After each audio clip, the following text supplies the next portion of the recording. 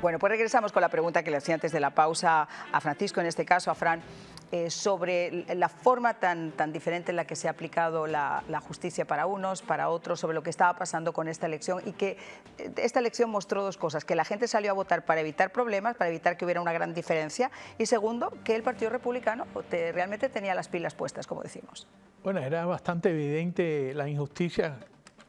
Querían aplastar a un ciudadano por llamarse Donald y apellidillarse Trump. Y eso era tan evidente que personas de a pie, normales, que ni siquiera ponen atención a la política, se tuvieron que dar cuenta. Amén de que todo el que iba al supermercado era economista, se daba cuenta de que eso aquí hay algo raro.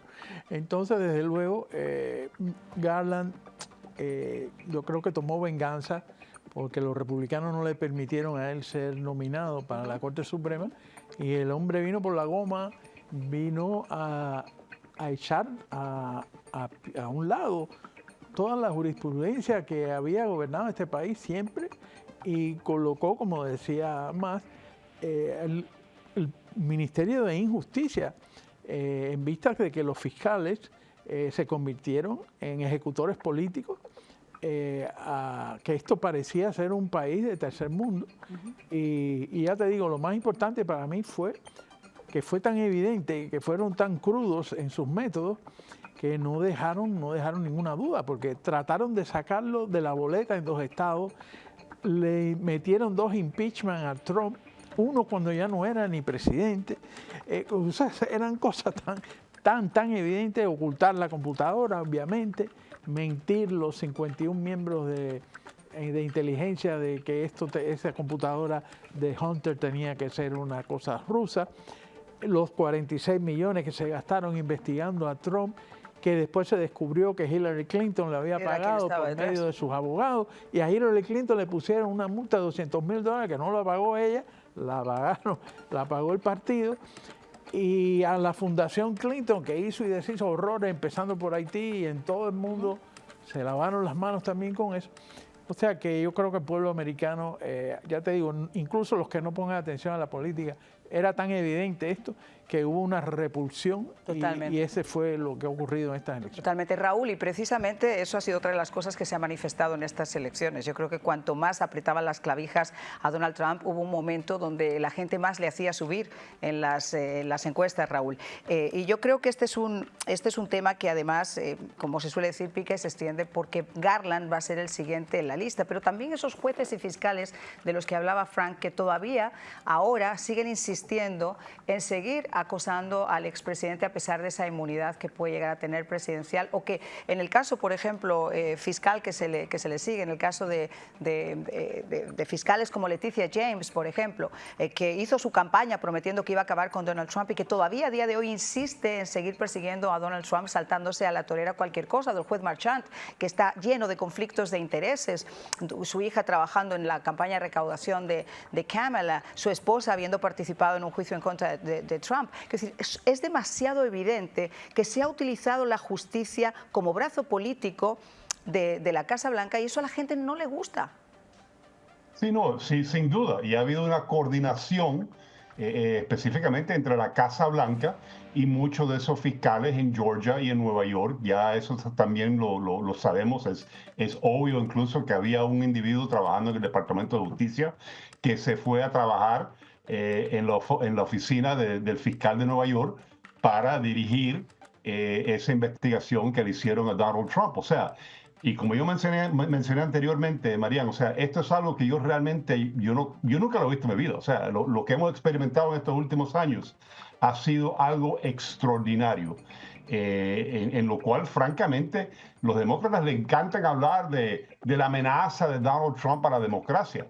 Pero la realidad, o sea, es que el grupo que más ha amenazado a la democracia ha sido los demócratas en estos últimos 4 años, y la manera en la cual han utilizado prácticamente todas las herramientas del gobierno, particularmente el Departamento de Justicia, el FBI, pero acuérdense también durante la administración de Obama, que utilizó el IRS, o sea, las autoridades de tributarios, ¿no?, para ponerle presión a los grupos conservadores. Y eso es algo que realmente nunca se ha habido en la política. O sea, los Estados Unidos por largo tiempo se pegaba golpes en el pecho diciendo de que no, tenemos una burocracia muy profesional, que no son partidarios, que responden al presidente, no importa si es republicano o demócrata, están ahí para continuar de una administración a la otra, tener cierta estabilidad en el gobierno y no se van a involucrar en la política. Pero en estos últimos 4 años, incluyendo, mira, el Departamento de Defensa también, Mark Milley, o sea, mucha esta gente que se han metido en la política para complacer a la nueva administración y francamente, se han olvidado que realmente su lealtad debe ser a la Constitución de los Estados Unidos, ¿ok?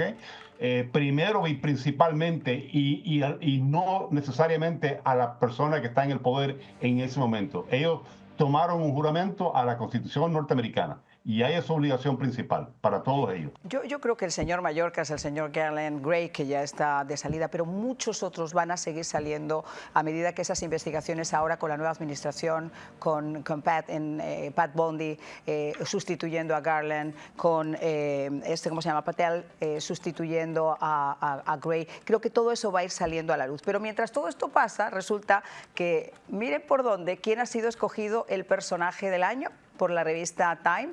Pues precisamente el presidente Donald Trump, porque nadie puede cuestionar, independientemente de que te caiga muy bien o te caiga como una patada en el estómago, cuál ha sido su actuación este último año.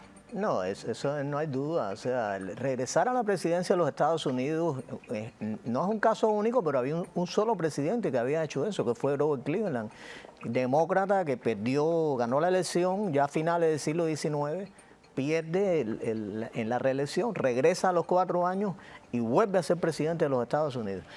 Trump es el segundo caso, nunca se había dado esto, aparte del caso de Cleveland, y indiscutiblemente con todas las cosas que tuvo que enfrentar, y es cierto que el partido se centró en la reelección de Trump. Por supuesto que va a ser la personalidad del año, amén de que hay cosas en las que hay que trabajar. Por ejemplo, los votos estos que han aparecido para Kamala Harris del 5 de noviembre para acá, le han aparecido casi 6 millones de votos después del 5 de noviembre.